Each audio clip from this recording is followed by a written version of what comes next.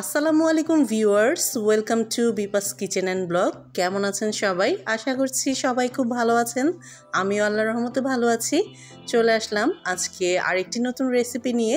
যেহেতু মাঝে দিয়ে একটু অসুস্থ ছিলাম, আপনাদের সাথে রেসিপিগুলো শেয়ার করতে পারিনি, তো আজকে চলে আসলাম আরেকটি নতুন রেসিপি নিয়ে। তো চলুন শুরু করা যাক আজকের রেসিপিটি।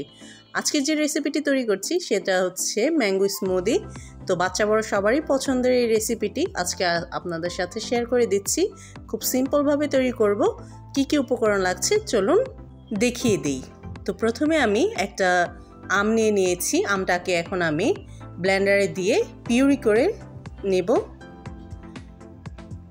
আমের যে ছিলকাটা ছিল, ছিলকাটা ছিলে আমটাকে সুন্দর করে পিউরি করে নিয়েছি। এটাকে আলাদা করে রেখে দিচ্ছি। এখন আরেকটি আম আমি ব্লেন্ডারে দিয়ে দিলাম। আর এখন দিয়ে দিচ্ছি চিনি। চিনিটা আপনারা স্বাদ অনুযায়ী দিবেন।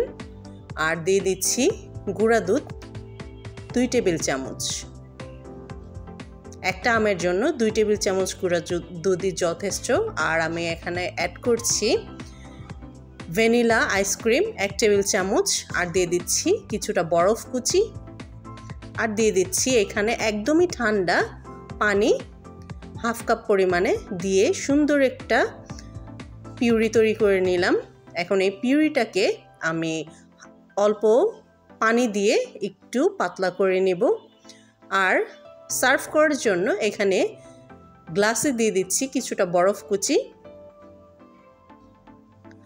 বরফ কুচিগুলো দেওয়া হয়ে গেলে এখন আমি যেই স্মুদিটা তৈরি করেছি সেটা ঢেলে দিচ্ছি। যেহেতু আমি ম্যাঙ্গো স্মুদি তৈরি করেছি তাই এই স্মুদিটা একটু ঘন থাকবে। আর যদি জুস তৈরি করতাম তাহলে একটু পাতলা হতো। তো আমি আজকে এই ম্যাঙ্গো স্মুদিটি তৈরি করেছি একটা আপুর রিকোয়েস্টে। আপু, আপনার জন্য এই ম্যাঙ্গো স্মুদিটি আমি শেয়ার করলাম। কেমন লেগেছে অবশ্যই কমেন্টে জানাবেন। আর গার্নিশিংয়ের জন্য আমি যেই পিউরিটা তৈরি করেছিলাম সেই পিউরিটা দিয়ে উপরে আবারও কিছুটা আইসক্রিম দিয়ে দিলাম, ভ্যানিলা আইসক্রিম। তার উপরে আবারও কিছুটা ম্যাঙ্গোর পিউরি দিয়ে এখন উপর দিয়ে বাদাম কুচি দিয়ে দিলাম। গার্নিশিংয়ের জন্য আপনারা আপনাদের মন মতো গার্নিশিং করে নিতে পারেন। তো তৈরি হয়ে গেল আজকের আমার মজাদার ম্যাঙ্গো স্মুদি। কেমন হয়েছে অবশ্যই জানাবেন। যদি আমার ম্যাঙ্গো স্মুদিটি আপনাদের কাছে ভালো লাগে অবশ্যই আমার চ্যানেলটিকে একটি লাইক, শেয়ার এবং সাবস্ক্রাইব করে পাশে থাকা বেল আইকনটি প্রেস করে দিবেন আমার নতুন নতুন ভিডিওগুলো পাওয়ার জন্য। আজকের মতো এখানেই বিদায় নিচ্ছি। সবাই ভালো থাকবেন, সুস্থ থাকবেন, বিপাস কিচেন অ্যান্ড ব্লগের সাথে থাকবেন। আল্লাহ হাফেজ।